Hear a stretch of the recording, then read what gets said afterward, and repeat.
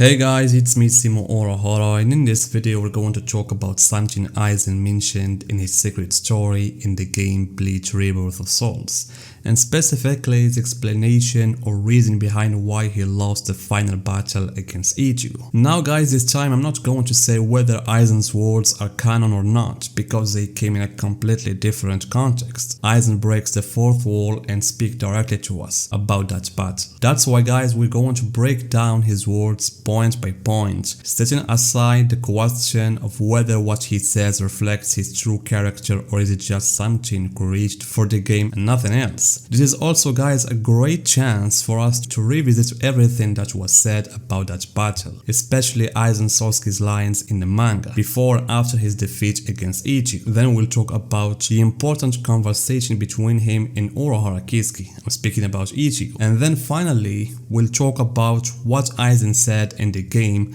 about the reason why he lost his battle against Ichigo. So perhaps guys, the best scene to start with is Tatsuki's look at Ichigo as he emerged from the Dangai in his new form. From Tatsuki's perspective, everything seemed strange from the start. Aizen's spiritual pressure was suffocating, but with Ichigo, Tatsuki didn't feel anything. No Ryatsu, no pressure, nothing. She wasn't the only one shocked. Aizen felt the same thing. So he was wondering how could Ichigo not be releasing even a fraction of his power? Did he fail to evolve? Was he weak and lacking the energy to fight? So for Aizen, someone who relies heavily on Ryatsu as a major factor in battles, this didn't make sense to him, especially if Ichigo was supposed to be the final card played against him. But everything changed in seconds. Ichigo moved directly to him, he grabbed Aizen by the face and sent him flying a great distance. So fast it was like the movement didn't even exist. So in a single moment Aizen began re-evaluating everything, and so he started thinking what happened, and so he came with this conclusion that Ichigo didn't lose his power, he chose to concentrate them all in his physical body. And here Aizen began forming a new theory. Maybe Ichigo gave up on matching Ryatsu with Ryatsu and chose another path. But I think Aizen's arrogance that a human like Ichigo would be in such level of power didn't make him or didn't let him think correctly. And so he declared that his physical strength far surpassed Ichigo's and remained confident that he still held the upper hand. So in a flash, he used teleportation to strike, and their swords clashed, causing a massive explosion that wiped out mountains. Aizen looked at the destruction and took it as a proof of the overwhelming power he had gained. He said, "I never imagined I would reach this level. Now I will test it on you, Ichigo." Then, in the height of this feeling, Aizen suddenly wanted to slash Ichigo with his sword. And as Aizen would later say, that strike was so fast, it was nearly impossible for Ichigo to dodge it. But Ichigo didn't just dodge it. He caught the sword with his bare hand. Aizen's face was like, WTF. He was thinking about physical strength. He assumed Ichigo's body had just temporarily surpassed his own, which wouldn't last. So he activated Hado 90 with full incantation. And as Aizen described it, it was a complete incantation cast by someone who had surpassed the power of both Shinigami and Hado. A Hado with gravity so intense it could distort time and space itself. But Ichigo shattered it easily, as if it were a glass box. That's when Ichigo spoke from his perspective, saying Aizen still refused to understand that Ichigo's power had become greater than Aizen's, and that the sword capable of leveling mountains was Ichigo's, not Aizen's. And so that made Aizen went to a wild rage and went to his final transformation. Aizen mentioned that this transformation happened because the Hogyuko didn't want to let a human defeat Sasuke Aizen. Then he launched an attack that actually did burn Ichigo's left arm.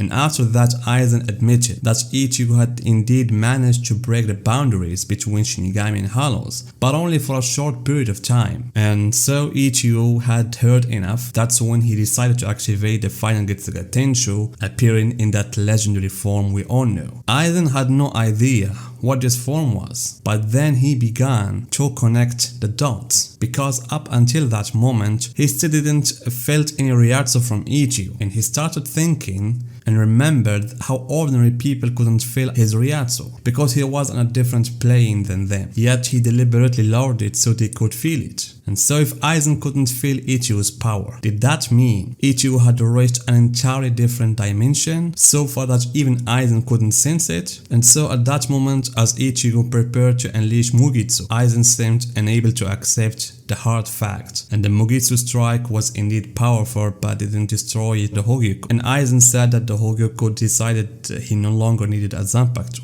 that he would become like Ichigo, fused with his Zanpakuto in its power. And he even claimed that he would surpass Ichigo now that the latter had lost his power. But that's when Urahara's seal activated, and Urahara said that the reason the seal worked was because Aizen's power had weakened, and the Hogyoku no longer saw Aizen as its master. And with that, Aizen was sealed in one move. And after those scenes, Ichigo will talk about what we might consider the reasons why Aizen lost, by trying to understand his personality. First, he asked Kizuki, did the Hogyoku really reject Aizen's Sasuke? Urahara didn't answer. Then Ichigo said that Isshin, his father, told him that the Hogyoku's ability lies in reading what's in the hearts of those around it. So Ichigo said that Aizen might have actually wanted to lose his powers, because when he touched his sword, he found only loneliness in it. And that since he had grown so powerful, he was searching for someone on his level. And when he couldn't find one, deep in his heart, he decided to just become an ordinary Shinigami. And so guys, with that, we could say we have talked about all the events that happened in that battle. And the most important points we have, first of all, Aizen was on a very high level of power, but he deliberately allowed others to sense it. Tatsuki could sense Aizen's power, but she couldn't sense Ichigo's. Aizen himself couldn't sense Ichigo's power either. And that's why throughout the fight, he kept jumping from one conclusion to another every time he failed to overpower Ichigo. And in the end, he came to the conclusion, what if Ichigo exists in a different dimension of power? And that's why he couldn't sense his Ryatsu, and so Ichigo defeated him. As for Ichigo, he was speaking about the role of the Hogyoku. Because of the Hogyoku read Aizen's heart and saw that he wanted to lose his power in order to become a regular Shinigami again, then that's what weakened him. Now, in the game, Aizen directly spoke to us about the true reason behind his loss. At first, he listed 3 possible reasons that could explain why he was defeated. The first one, that he wasn't cautious enough. Aizen said that this is wrong. The second, that the Hogyoku didn't choose him. He also said that was wrong. And the third, that his power was less than Ichigo's, who surpassed him. And he said that too was wrong. And then Aizen will speak about the real reason from his perspective. It was due to his own heart. His heart didn't allow him to keep moving forward no matter the hardships. In other words, from his words, we can understand that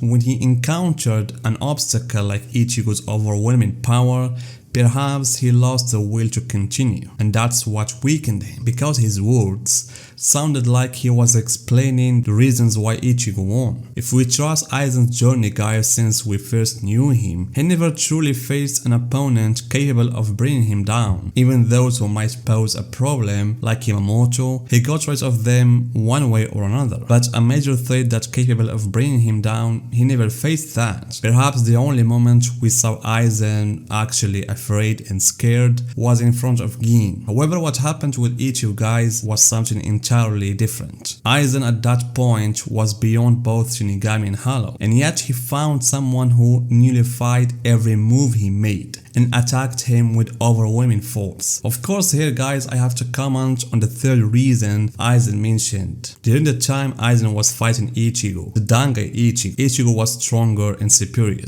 There's no doubt in that, and the scenes we have seen confirm this.